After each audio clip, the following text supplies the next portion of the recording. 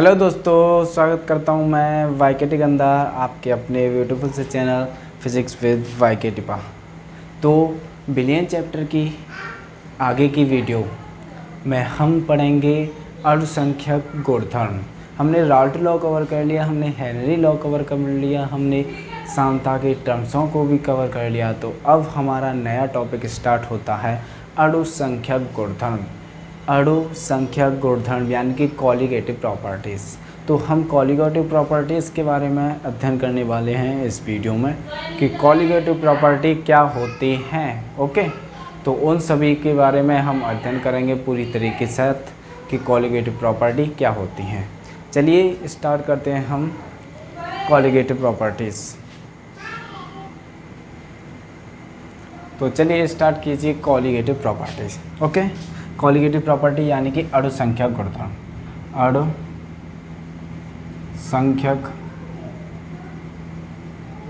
गुणधर्म,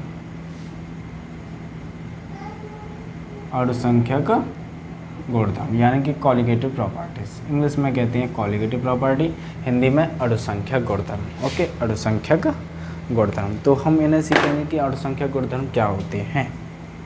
तो ऐसा गुणधर्म आप हेडिंग डाल के लिखेंगे, ऐसा गुणधर्म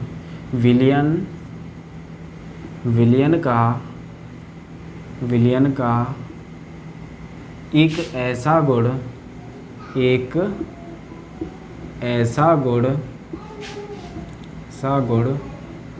जो विलेय के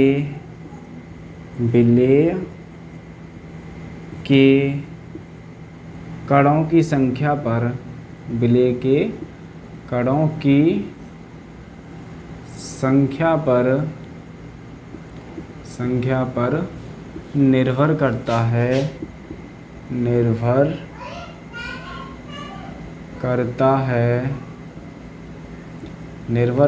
है उसे अणुसंख्यक गुणधर्म कहते हैं। उसे अणुसंख्यक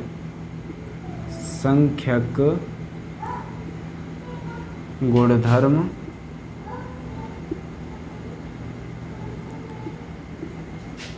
कहते हैं। The property of the solution which depends on the number of solute, okay, is called colligative property। तो विलियन का एक ऐसा गुण जो कि विलियन में उपस्थित विलेय के कणों की संख्या पर निर्भर करता है। तो यह विलेय के कणों की संख्या पर निर्भर करता है, ध्यान रखना। तो उस गुणधर्म को हम क्या कहते हैं? कॉलिगेटिव प्रॉपर्टी कहते हैं, यानी कि अणुसंख्यक गुणधर्म कहते हैं। जैसे अगर मैं बात करता हूँ NaCl प्लस H2O सॉल्यूशन की, ये कुछ सॉल्यूशन बनाते हैं। ओके, ये सॉल्यूशन बनाते हैं जो कि विलियन बनाते हैं, NaCl और H2O यानी कि पानी। तो पानी किसका? सॉल्वेंट का कार्य करेगा, यानी कि विलायक का कार्य करेगा। यहाँ पर विलायक और विलेय क्या है? ये विलेय है। तो विलेय के कितने कण इस पानी में उपस्थित हैं, उन कणों की संख्या पर निर्भर करेगा, यह अणुसंख्यक गुणधर्म। जैसे NaCl में एक ये और एक ये, कितने कण हैं? 2 कण हैं, तो 2 कणों पर निर्भर करता है यह colligative property. Okay, colligative property. आगे देखते हैं।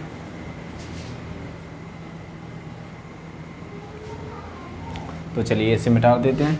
अब हम पढ़ेंगे टाइप्स ऑफ अणुसंख्यक गुणधर्म। अणुसंख्यक गुणधर्मों के प्रकार अब पढ़ने वाले हैं। ओके, अणुसंख्यक गुणधर्म कितने प्रकार के होते हैं जो कि मोस्टली इम्पोर्टेंट होते हैं। यहाँ से केवल आपका एक क्वेश्चन बनता है कि वह क्वेश्चन है कि कहा जाएगा कि जो विलियन का अणुसंख्यक गुणधर्म है वह किस पर निर्भर करता है। क्वेश्चन की मैं बात कर लेता हूँ। यहाँ पर जो क्वेश्चन बनता है वो क्वेश्चन क्या बनता है देख लेते हैं क्वेश्चन को। ओके, विलियन का अणुसंख्यक अणुसंख्यक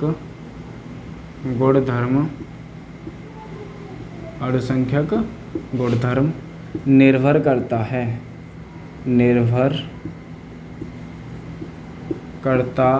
है। ऑप्शन ए विलेय के कणों यानी कि कणों की संख्या पर, ठीक है। ऑप्शन 2 विलायक के कणों पर, ऑप्शन 3 दोनों के कणों पर, और ऑप्शन 4 आपका बनता है किसी के कणों पर नहीं, किसी के कणों पर नहीं। तो परिभाषा में क्या लिखा है कि विलेय के कणों की संख्या पर यह क्या करता है, निर्भर करता है। तो यह विलेय के कणों की संख्या पर निर्भर करता है। और अणुसंख्यक गुणधर्म किस पे, विलेय के कणों की संख्या पर निर्भर करता है। तो ये ऑप्शन राइट हो जाएगा। तो आगे बढ़ते हैं हम इसके प्रकार, ओके, कि अणुसंख्यक गुणधर्मों के कितने प्रकार होते हैं। ओके, तो देख लेते हैं टाइप्स ऑफ कॉलिगेटिव प्रॉपर्टी। तो फर्स्ट की मैं बात करता हूँ। फर्स्ट जो होता है इसका, फर्स्ट होता है आपका वाष्प दाब का आपेक्षिक अवनमन,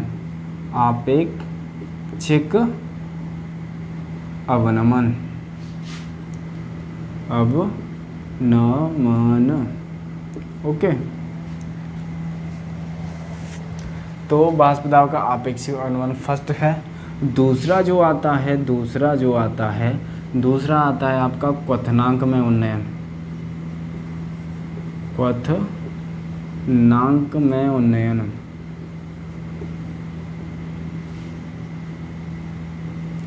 दूसरा क्वथनांक में उन्नयन। तीसरा जो है अणुसंख्यक गुणधर्म आता है हेमांक में अवनमन, हेमांक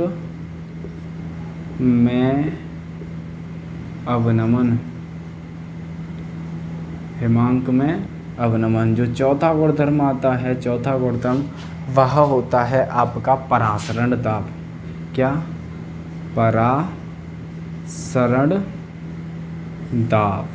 परासरण दाब।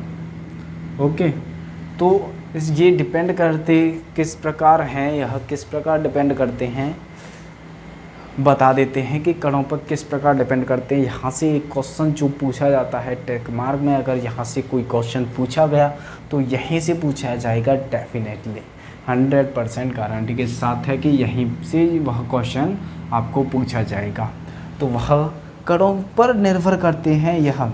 तो इसमें ध्यान रखना कि जो वाष्प दाब का आपेक्षिक अवनमन है वह डायरेक्टली प्रोपोर्शनल होगा, आपके डायरेक्टली प्रोपोर्शनल होगा कणों की संख्या पर, कणों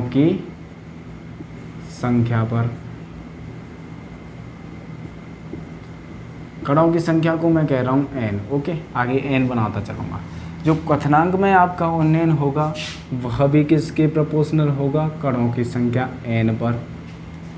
अब हेमांक में जो अवनमन होता है, हेमांक में अवनमन ये इन्वर्सली प्रोपोर्शनल होता है कणों की संख्या पर, यानी कि जितने कणों की संख्या अधिक होगी उतना ही हेमांक में अवनमन कम होगा। ओके, जितने कणों की संख्या ज़्यादा होगी क्वथनांक में उतना ही उन्नयन होगा, जितना कणों की संख्या अधिक होगी उतना ही वाष्प दाब का आपेक्षिक अवनमन होगा। तो इस चीज़ को ध्यान रखना। परासरण दाब की अगर मैं बात कर लेता हूँ, परासरण दाब भी किस पे, कणों की संख्या पर निर्भर करता है, कणों की संख्या पर निर्भर करता है। तो ध्यान रखना जो प्रपोजनल में हैं, जो कि प्रपोजनल में कौन कौन से हैं, एक ये बात कर लेते हैं, कणों की संख्या को मैं n ही लिख रहा हूँ। ओके, यहाँ पर n। ओके, एक ये है प्रपोजनल में, एक ये है आपका प्रपोजनल में, और एक आपका ये है प्रपोजनल में। तो ये इन तीनों के लिए देखना क्या फैक्टर होगा, जो ज़्यादा होगा, ज़्यादा कण, उसके लिए यह कैसे होंगे, ज़्यादा होंगे। उसके लिए या ज़्यादा होंगे, सबसे ज़्यादा या सबसे अधिक की बात करें तो ज़्यादा देखना है आपको, उसके लिए ज़्यादा होगा। कम वाले के लिए कम होगा। ओके, ज़्यादा वाले के लिए ज़्यादा और कम वाले के लिए कम होगा। बट अगर मैं इस स्पेशल केस की अगर बात करता हूँ, इस स्पेशल केस यानी कि हिमांक में अवनमन वाले केस की अगर मैं बात करता हूँ तो इसमें क्या होता है देखते हैं। ओके, तो इसमें जो ज़्यादा होगा, ज़्यादा कण होंगे उसमें क्या हो जाएगा कम, जो ज़्यादा कण होंगे उसमें क्या हो जाएगा कम हो जाएगा, और जिसमें कम कण होंगे उसमें क्या हो जाएगा ज़्यादा। कम वाले में ज़्यादा होगा हिमांक में अवनमन, ज़्यादा वाले में क्या होगा कम होगा। वैसे डिटेल में पूरी तरह से बताया जाएगा कि किस प्रकार डिपेंड करते हैं कणों की संख्या पर। ओके, किस प्रकार क्या क्या चीज़ होगी इसमें, बट यहाँ पर ये चीज़ ध्यान रखना। ओके, स्क्रीनशॉट ले लीजिए अगर लेना है तो 1 2 3 चलिए आगे बढ़ते हैं। अब क्वेश्चन कर लेते हैं इसी से रिलेटेड क्वेश्चन कर लेते हैं। ओके, तो फर्स्ट क्वेश्चन देखिए किस प्रकार होगा। कोई आपको दिए हैं 4 ऑप्शन दिए हैं आपको, NaCl, ऑप्शन 2 में आपको दिया है K2SO4, ऑप्शन सी में आपको दिया है यूरिया, ऑप्शन डी में आपको दिया है ग्लूकोज।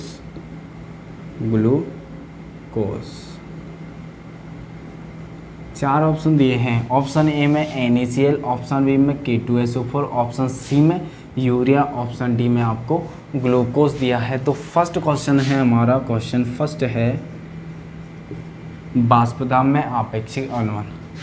वाष्प दाब में आपेक्षिक अवनमन, वाष्प दाब में आपेक्षिक अवनमन निकालना है हमें। ओके, दूसरा हिमांक में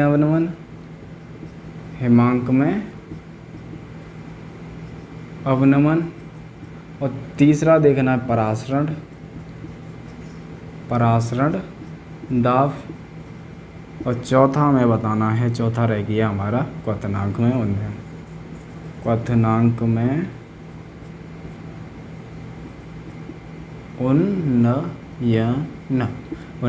तो आपको कण देखने हैं कि कितने कण हैं। कणों की संख्या पहले आप नोट करके रख लीजिए। कणों की संख्या आपको पहले क्या करनी है, नोट करके रखनी है कि किसके लिए कितने कण हैं।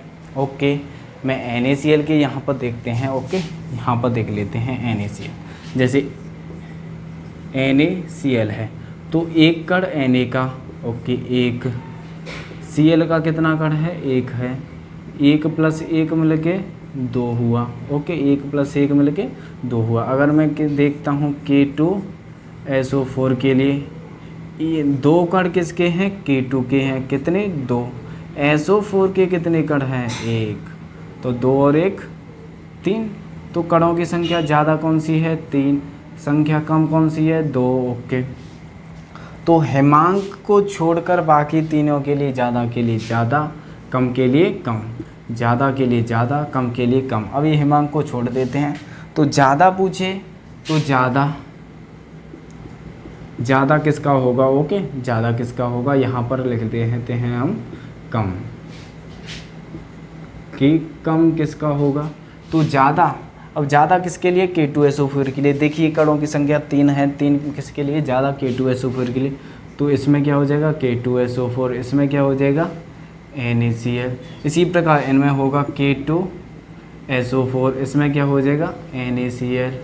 इसमें भी क्या होगा K2SO4, इसमें क्या हो जाएगा NaCl।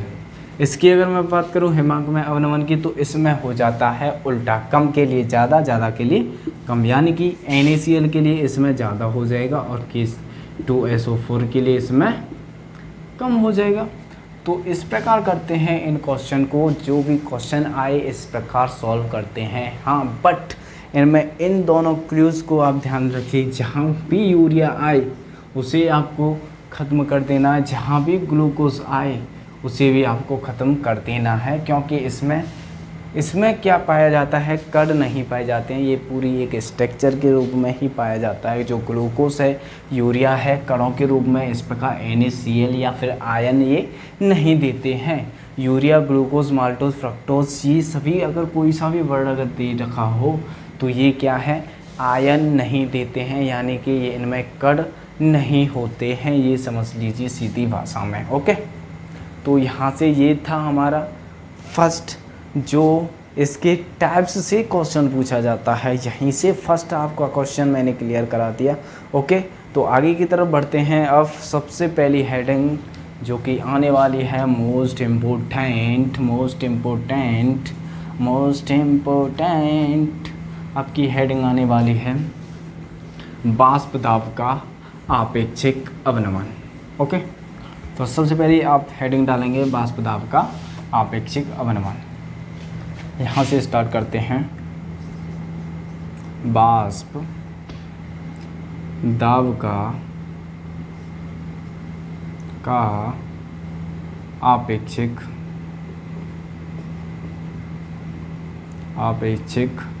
अवनमन।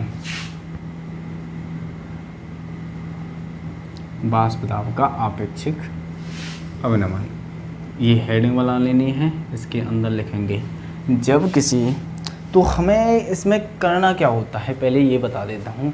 इस टॉपिक में ये जो अधिसंख्यक गुणधर्म है उनमें करना क्या होता है, हमें एक आपको लिक्विड दिया गया होगा, लिक्विड यानी कि द्रव, आपको एक द्रव दिया गया होगा जिसमें से क्या निकल रही होगी, वाष्प निकल रही होगी, वाष्प। ओके, आपको और कण दे दिए जाएंगे किसके, ब्ले के।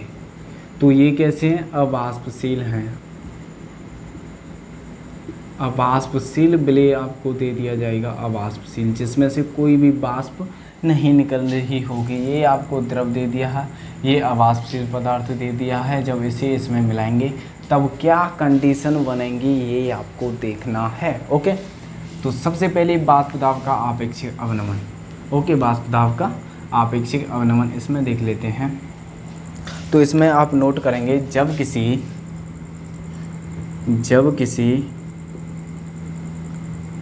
शुद्ध विलायक में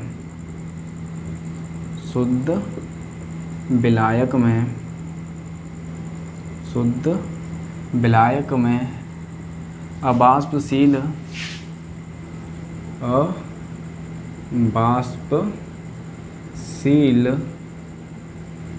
विलेय मिलाया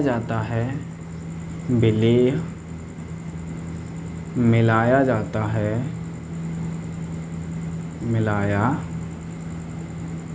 जाता है, तो वाष्प दाब में, तो विलयन की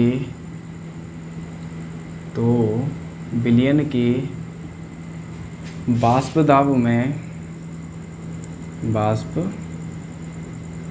दाब में कमी आ जाती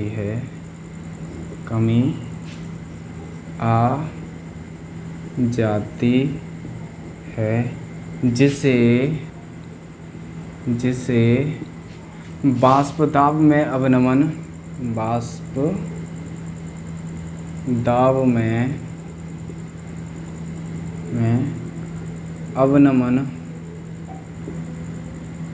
अवनमन का मतलब है कमी। ओके, वाष्प दाब में अवनमन या कमी कहा जाता है, इसी वाष्प दाब में अवनमन कहा जाता है, दाब में अवनमन कहा जाता है। अब यहाँ पर समझिए कि किस प्रकार कमी आई। ओके, किस प्रकार कमी आई विलयन में, देख लो यहाँ पर, देखो आराम से, धीरे से। ये कोई बीकर मैंने लिया, ओके, ये कोई बीकर लिया, इसमें आपका लिक्विड भरा हुआ है, लिक्विड है। ओके, अगर मैं इस पात्र को कर देता हूँ क्लोज, ओके, इस पात्र को मैंने क्या कर दिया, क्लोज कर दिया। जैसे आप इस प्रकार कीजिए, चलिए क्लोज कर दिया। इसमें से वाष्प निकल रही हैं, इसमें से वाष्प निकल रही हैं, तो ये जो सरफेस होगा, ये जो सरफेस होगा, इस पर किसके, विलायक के कण होंगे। इस सरफेस पे किसके कण होंगे, विलायक के कण होंगे। ये वाष्प निकल रही है, इस कंडीशन में जा रही है इस कंडीशन में वाष्प निकल के, और फिर से इसी कंडीशन में आएगी और यह इन कणों पर क्या लगाएगी, दाब लगाएगी। ये जो दाब लगा रहे हैं, ये जो वाष्प इन द्रव की सतह पे जो दाब लगा रहे हैं, इसी को हम कहते हैं वाष्प दाब। इस पे क्या कहते हैं, वाष्प दाब कहते हैं, वाष्प दाब, इसी को कहते हैं हम वाष्प दाब। ओके, इसमें इसे कहते हैं हम वाष्प दाब। अब जैसे ही हमने कोई अवाष्पशील पदार्थ मिलाया, अवाष्पशील पदार्थ मिलाया हमने, जैसे ही इसमें अवाष्पशील पदार्थ मिलाया जिसमें से वाष्प उड़ नहीं रही है, ओके, उड़ नहीं रही है, तो क्या हो जाएगा। अब देखिए ये लिक्विड, ओके, ये लिक्विड जो बीकर है, जो पात्र है, वो हमने क्लोज कर रखा है। अब देखिए इसमें क्या हो जाएगा, अब ये तो विलायक के कण हो गए। अब इसमें से मान लिया मैंने ये जो कण है एक्स वाले, ये किसके हैं, विलेय के कण हैं, और विलेय कैसा है, अवाष्पशील है, तो इन कणों की वाष्प नहीं बन रही होगी, जो सरफेस पे भी तो आएंगे, जो सॉल्यूशन बनेगा वो सरफेस पे आएगा, तो उस पे सरफेस पे भी किसके, विलेय के कण होंगे, तो ये तो वाष्प बनाएगा, ये वाष्प बनाएगा, ये भी वाष्प बनाएगा, ये भी वाष्प बनाएगा, ये भी वाष्प बनाएगा, ये भी वाष्प बनाएगा, तो वाष्प में कमी हो रही है, यानी कि वाष्प अब कम बन रही है, वाष्प कम बन रही है। ओके, तो यह किसकी सतह पर दाब लगाएगा, दाब लगाएगा द्रव की सतह पर। जब कम वाष्प बनेगी तो कम दाब लगेगा कि नहीं, द्रव की सतह पर जब कम वाष्प बनेगी तो कम दाब लगेगा। ओके, यहाँ पर ज़्यादा थी, सभी कण बना रहे थे, ये भी बना रहा था, ये भी बना रहा था, ये भी बना रहा था, ये भी, सभी जो कण थे, जितने भी कॉन्टैक्ट में थे कण, वो सभी बना रहे थे। बट यहाँ पर ये जो है, ये कण हुआ, ये कण हुआ, ये कण हुआ, कण हुआ और ये कण हुआ, ये वाष्प नहीं बना रहे हैं। जब वाष्प ये नहीं बना रहे हैं तो वाष्प कम बन रही है। जब वाष्प कम बनेगी तो क्या होगा, वाष्प दाब भी कम हो जाएगा। तो वाष्प दाब क्या हो जाएगा, कम हो जाएगा। तो यही जो कमी होती है इसे हम डेल्टा टी से निरूपित करते हैं। वाष्प दाब में अवनमन है, इसे डेल्टा पी से निरूपित करते हैं, डेल्टा पी। तो कितना हुआ, अगर मैंने मान लिया कि शुद्ध विलायक का वाष्प दाब कितना था, पी नॉट था। अब इस सॉल्यूशन का वाष्प दाब कितना हो गया, पी एस हो गया, पी एस हो गया। तो कितना हो जाएगा, पी नॉट जो विलायक का था, विलायक के लिए मैं ए भी मान सकता हूँ, और इसके लिए क्या हो जाएगा, पी नॉट माइनस के P S, P not minus के पी एस, यू हो जाएगा वाष्प दाब में कितनी कमी। पहले ज़्यादा था, बाद में क्या हो गया, कम हो गया। तो ज़्यादा वाले में से कम वाला घटा देंगे तो उसमें क्या निकल आएगा, अवनमन, यानी कि कमी निकल आएगी। कितने का अंतर है उसमें, ये निकल आएगा। ओके, ये हो जाएगा। अब आगे देखते हैं, आगे हम क्या देखते हैं कि शुद्ध विलायक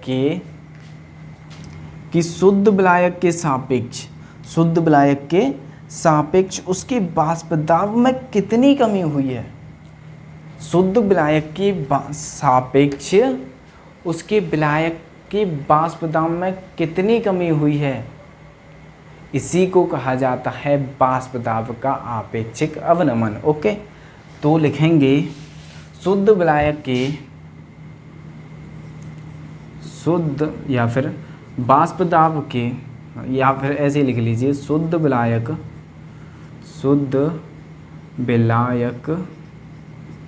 के सापेक्ष, शुद्ध विलायक के सापेक्ष विलयन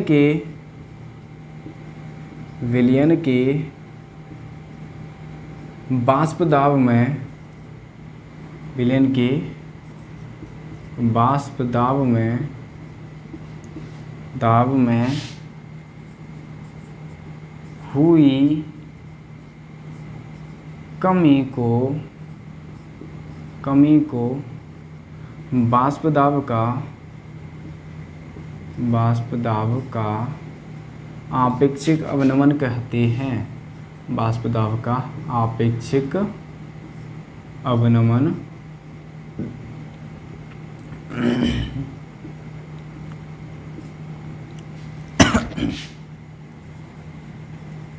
कहते हैं। तो यह है वाष्प दाब का आपेक्षिक अवनमन। उसे हम क्या कहते हैं? वाष्प दाब का आपेक्षिक अवनमन कहते हैं। तो क्या हो जाएगा इसके लिए? जो डेल्टा पी है, डेल्टा पी अपॉन क्या हो जाएगा? P not. Delta P upon P not हो जाएगा। या फिर अगर मैं इसे इस प्रकार भी लिख सकता हूँ, पी नॉट माइनस की पी एस अपॉन में पी नॉट। तो ये है वाष्प दाब का आपेक्षिक अवनमन। ये है आपका वाष्प दाब का आपेक्षिक अवनमन। तो ध्यान से नोट कर लेना। या फिर आप इसकी परिभाषा इस प्रकार भी दे सकते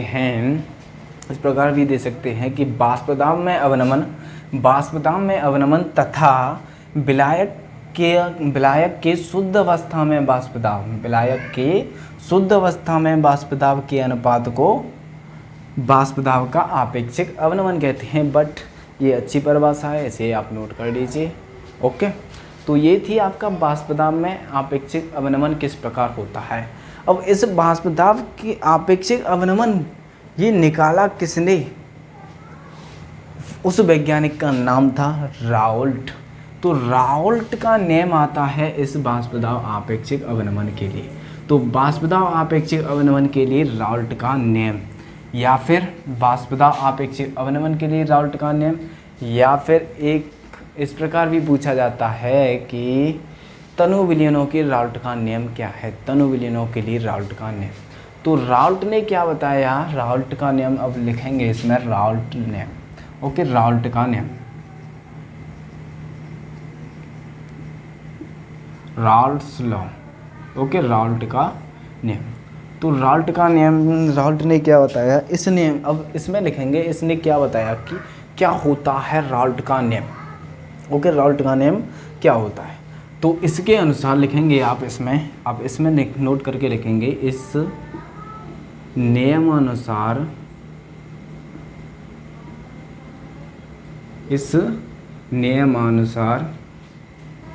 क्या देखते हैं हम इस नियमानुसार? जब किसी वाष्पशील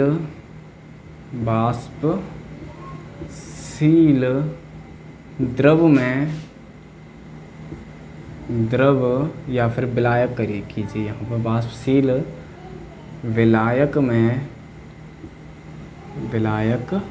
में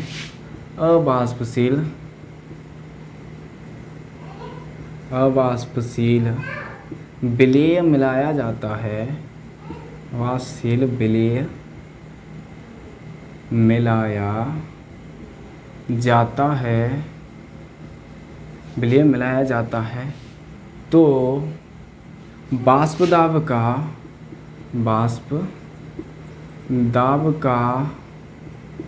आपेक्षिक अवनमन, वाष्प दाब का आपेक्षिक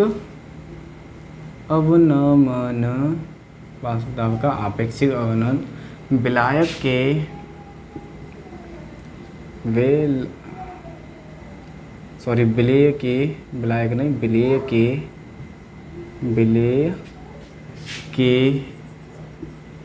मोल अंश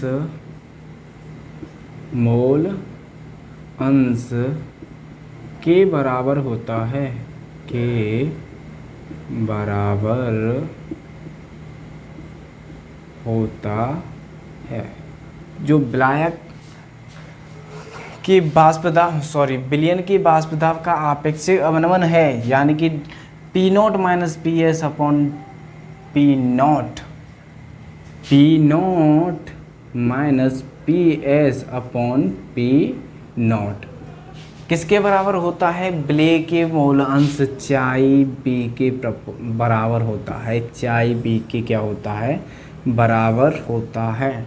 आप इसे नोट कीजिए, ये है राउल्ट नेम, जो कि जब किसी वाष्पशील विलायक में अवाष्पशील विलेय पदार्थ मिलाया जाता है तब ये राल्ट का नियम होता है। अब चूँकि आप जानते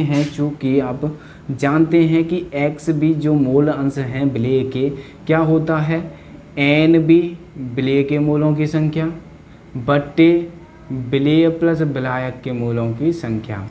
तो आप यहाँ भी इसे इस प्रकार भी लिख सकते हैं, P not minus P S upon P not equal to आपका क्या हो जाएगा, इक्वल टू आपका हो जाएगा ये जो है क्या है, एन वी बट्टे N A plus N B. तो एन वी बट्टे में N A plus N V. Okay, अगर मैं यहाँ पर अगर तनु विलयनों की अगर बात कर लेता हूँ, यहाँ पर अब मैं तनु विलयनों की बात कर लेता हूँ, देखते हैं थोड़ी सी जगह है कि नहीं। ओके, है, थोड़ी सी जगह है।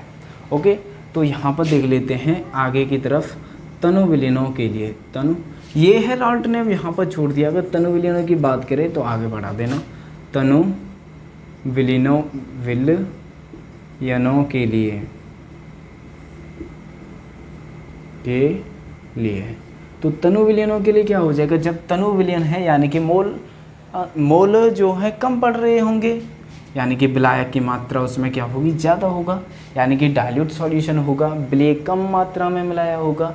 अगर कोई बाल्टी भर के पानी है और उसमें थोड़ा सा NaCl डाल दिया जाए तो क्या है, कम ही तो है। ओके, तो जो Na हो जाएगा विलायक का Na, वो वेरी वेरी ग्रेटर देन हो जाएगा, NB से वेरी वेरी ग्रेटर देन हो जाएगा NB से। तो इसलिए हम कह सकते हैं P not minus P S upon P not is equal to N B बट्टा में एन ए, यानी कि ए को हम क्या कर सकते हैं, छोड़ सकते हैं यहाँ पर कंडीशन लगा के कि ये लगभग हो जाएगा n A plus N B equal to किसके हो जाएगा, लगभग एन ए के ही हो जाएगा। तो this is the Raoult law for dilute solution. तो यह तनु विलयनों के लिए राल्ट का नियम है, तनु विलयनों के लिए। ओके, तो थोड़ा सा देख लीजिए, देख लीजिए थोड़ा सा। तो चलिए अब नया टॉपिक स्टार्ट कर लेते हैं। ये हो गया हमारा वाष्प दाब का आपेक्षिक अवनमन, relative lowering and vapour pressure. तो ये हो गया। अब आगे की तरफ बढ़ लेते हैं। अब हेडिंग डालेंगे आप क्वथनांक का उन्नयन। ओके, क्वथनांक का उन्नयन, इसे मिटा देते हैं और हेडिंग डालिए क्वथनांक का उन्नयन। क्वथनांक में उन्नयन भाई उन्नयन, क्वथनांक में उन्नयन। ओके, क्वथनांक में उन्नयन, क्वथनांक में उन्नयन भाई उन्नयन। ओके, चलिए तो देखते हैं क्वथनांक में उन्नयन। हेडिंग डालेंगे आप क्वथनांक में उन्नयन। क्वथनांक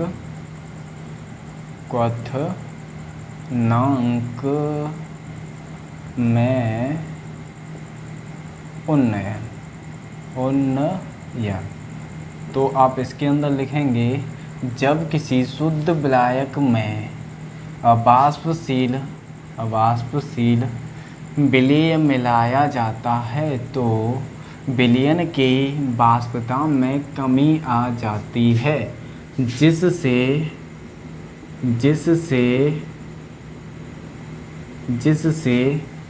विलयन के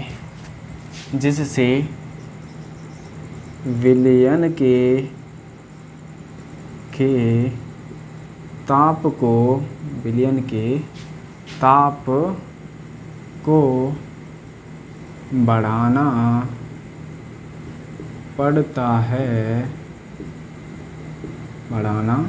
पड़ता है, जिससे क्वथनांक में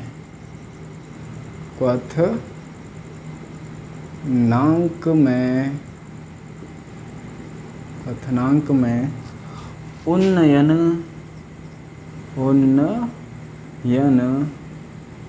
कहा जाता है, ये बात आती है। अब समझ लेते हैं कि जब किसी शुद्ध विलायक में आवासशील पदार्थ मिलाया जाता है तो हमने देख कि उसमें वाष्प दाब में क्या हो जाती है, कमी हो जाती है। तो हमने देखा ये कण थे, ये क्या बना रहे थे, ज़्यादा वाष्प बना रहे थे, ये ज़्यादा वाष्प दाब बना रहे थे। ओके, ज़्यादा वाष्प दाब बना रहे थे, ये शुद्ध अवस्था में। शुद्ध अवस्था में क्या बना रहे थे, ज़्यादा वाष्प दाब बना रहे थे। बट अब बात आती है क्वथनांक की, क्वथनांक में उन्नयन की। तो सबसे पहले आप इसे पकड़िए, इस वर्ड को। क्वथनांक क्या होता है, क्वथनांक? तो क्वथनांक होता है जिस टेम्परेचर पर ऑब्जेक्ट जो है वाष्प में बदल जाए, जिस टेम्परेचर पे ऑब्जेक्ट किसमें, वाष्प में बदलना स्टार्ट हो जाए, वाष्प में बदलना स्टार्ट हो जाए, यानी कि उसका उस टेम्परेचर को कहते हैं क्वथनांक, जिस पे जो द्रव अवस्था का वाष्प दाब है वह वायुमंडलीय दाब के बराबर हो जाए। जो वायुमंडलीय दाब के बराबर हो जाए, उस टेम्परेचर को जो बराबर कर रहा है, उस टेम्परेचर को ही हम कहते हैं क्वथनांक। ओके, उस टेम्परेचर को क्या कहते हैं, क्वथनांक कहते हैं। अब क्वथनांक में हमें क्या चाहिए, ज़्यादा वाष्प चाहिए, ज़्यादा क्या चाहिए, वाष्प चाहिए, जब ही तो पहुँचेगा वायुमंडलीय टेम्परेचर के बराबर, वायुमंडलीय दाब के बराबर। ओके, जैसे ही हमने इसमें विलेय पदार्थ मिलाया, जैसे ही हमने क्या कर दिया, इसमें विलेय मिला दिया, तो इसमें से क्या हो जाएंगे, कण, कम वाष्प निकलेगी। इसमें से क्या होगा, कम वाष्प निकलेगी, क्योंकि विलेय के कण आ गए इसमें, तो कम वाष्प निकलेगी। जब कम वाष्प निकलेगी, हमें क्या चाहिए, क्वथनांक चाहिए, यानी कि ज़्यादा वाष्प चाहिए।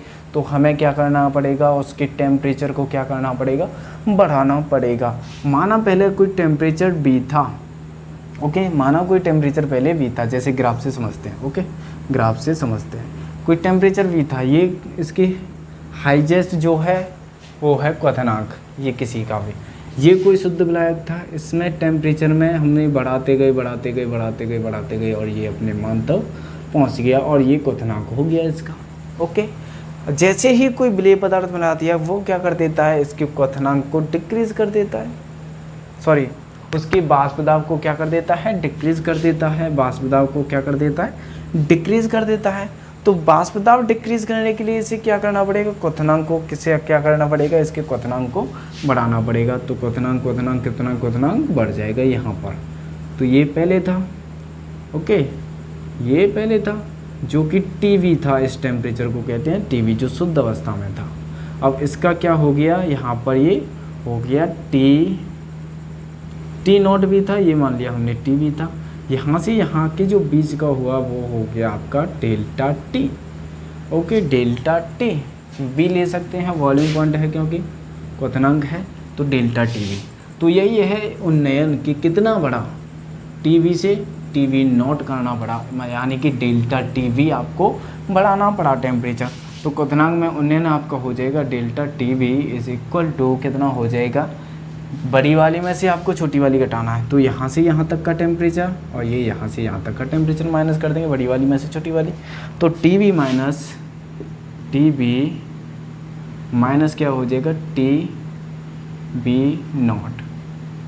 टीवी माइनस टीवी नॉट हो जाएगा, ये हो जाएगा क्वथनांक में उन्नयन, क्वथनांक में उन्नयन हो गया ये।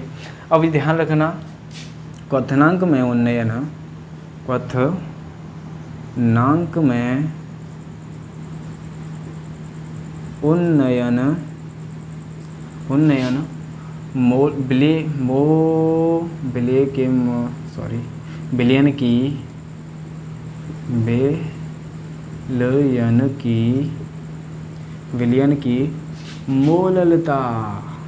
विलयन की मोललता, मोललता के समानुपाती होता है, यानी कि delta TV is directly proportional to the small m, यानी कि मोललता। ओके, ये मोललता है delta T V is directly proportional to the small m. Small m क्या है? मोललता है। अगर इस हमें समानुपाती चिन्ह को हटाएंगे तो क्या आ जाएगा? एक कांस्टेंट आ जाएगा। तो delta T V is equal to एक कांस्टेंट आ जाता है जिसे के बी कहा जाता है इनटू में एम। यहाँ पर ये इसे हम कहते हैं मोलल उन्नयन स्थिरांक। मोलल, इसे हम कहते हैं मोलल उन्नयन स्थिरांक।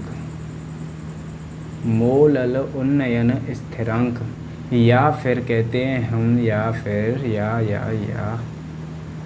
या ग्राम अड़ुक उन्नयन स्थिरांक। ग्राम अड़ुक उन्नयन स्थिरांक। ग्राम अड़ुक उन्नयन स्थिरांक, या तो आप ग्राम अड़ुक उन्नयन स्थिरांक कह लीजिए इसे, या फिर मोलल उन्नयन स्थिरांक कह लीजिए। दोनों ही आपका क्या है? सही है। दोनों ही आपके सही हैं। ग्राम अड़ुक उन्नयन स्थिरांक थोड़ा सा कट गया है, कोई दिक्कत नहीं है, लेकिन आप नोट कर लीजिए कि बोल रहा हूँ आपको ग्राम अड़ुक उन्नयन स्थिरांक या फिर मोलल उन्नयन स्थिरांक कहते हैं इस के बी को। इस के बी को मोलल उन्नयन स्थिरांक कहते हैं। ओके। तो इस ग्राम अड़ुक उन्नयन स्थिरांक की हम थोड़ी सी परिभाषा देख लेते हैं कि परिभाषा क्या होती है इस ग्राम अड़ुक उन्नयन स्थिरांक की। तो ग्राम अड़ुक उन्नयन स्थिरांक, ग्राम अड़ुक उन्नयन स्थिरांक।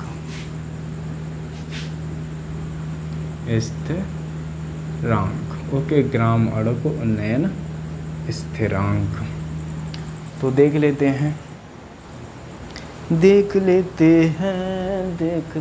हैं इसकी। तो इसकी हम लिखेंगे विलायक के, तो इसका क्या लिखेंगे हम? विलायक के 1 kg, विलायक के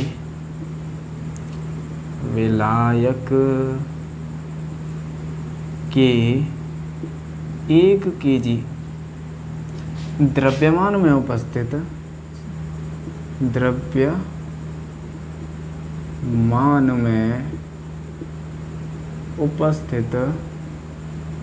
1 kg द्रव्यमान में उपस्थित विलेय के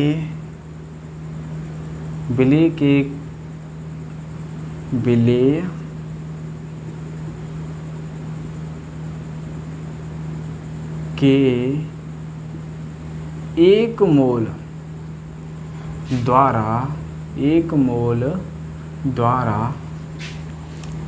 द्वारा उसके क्वथनांक में जितनी वृद्धि होती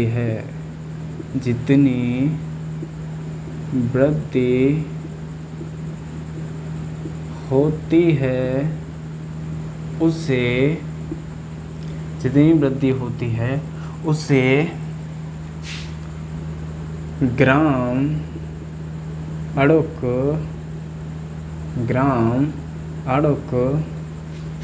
उन्नयन स्थिरांक कहा जाता है। क्योंकि आपको पता है विलेय जो मोललता का फॉर्मूला क्या होता है? विलेय के मोल बट्टे विलायक का केजी में आयतन। तो हमने विलायक का केजी में द्रव्यमान, तो हमने द्रव्यमान जो है 1 लिया है, जो मोल है उसके 1 लिया है, यानी कि उसकी मोलरता हमने क्या ले ली है? 1 ले ली है, मोलरता 1 ले लिया। तो जितना उस विलयन के टेम्परेचर में उन्नयन होगा, उसके क्वथनांक में जितना उन्नयन होगा, उस उन्नयन को ही, उस जितनी वृद्धि होती है उसी को ही हम क्या कहते हैं? ग्राम उन्नयन स्थिरांक कहते हैं। ग्राम अड़ुक उन्नयन स्थिरांक कहते हैं या फिर मोलल उन्नयन स्थिरांक भी कहा जाता है। तो आई थिंक इस वीडियो से आपको समझ में आया होगा कि क्या होता है अणुसंख्यक गुणधर्म, ये कितने प्रकार का होता है। आपको ये भी समझ में आया होगा कि वाष्प दाब का आपेक्षिक अवनमन क्या होता है, वाष्प दाब का अवनमन क्या होता है, क्वथनांक में उन्नयन क्या होता है। बहुत ही इम्पोर्टेंट टॉपिक हैं ये, इन टॉपिक को मिस मत करना, बहुत ही इम्पोर्टेंट है, बहुत ही लाजवाब टॉपिक है। ये जो रिलेशन है एम वाला, तो आपको एम वाला फार्मूला भी पता होना चाहिए। तो एम वाला फार्मूला आपको पता होना चाहिए। चलिए यहाँ पर नोट कर देता हूँ मैं। तो delta T V is equal to K B, मोललता यानी कि ब्ले के मोल यानी कि एन बी की जब मैं डायरेक्ट वैल्यू ले रहा हूँ डब्ल्यू बी बट्टे एम बी, और इनटू में विलायक का केजी में आयतन आता है, मैं ले रहा हूँ ग्राम में। ओके, विलायक का तो इनटू क्या हो जाएगा 1000 से हो जाएगा। तो ये हो गया relation between T V and के बी एंड ये क्या है, विलेय का मोलर द्रव्यमान। अगर संबंध पूछे मोलर द्रव्यमान में और डेल्टा टी वी में तो ये हो जाएगा, ये रिलेशन लिखना है आपको। तो यहीं से आया है, इसी की आगे बढ़ा दिया है इसी में। ओके, तो ये था ये था बस पूरा टॉपिक आज क्वथनांक में उन्नयन तक। 2 टॉपिक बचेंगे आपका, परासरण दाब, हेमांक में अवनमन। परासरण दाब और आपका हेमांक में उन्नयन, उन्हें नेक्स्ट टॉपिक में पढ़ेंगे। थोड़ा सा वॉन टॉप भी पढ़ लेंगे आगे की वीडियो में। तो इस वीडियो में बस इतना ही। अगर वीडियो अच्छी लगे तो लाइक कीजिए, शेयर कीजिए ज़्यादा से ज़्यादा, ताकि अन्य लोगों को भी बेनिफिट मिले। और ज़्यादा से ज़्यादा सब्सक्राइब कराइए हमारे चैनल को, ताकि बेहतरीन से बेहतरीन वीडियो आपको डेली मिलती रहें। ओके, तो थैंक यू दोस्तों, जय हिंद।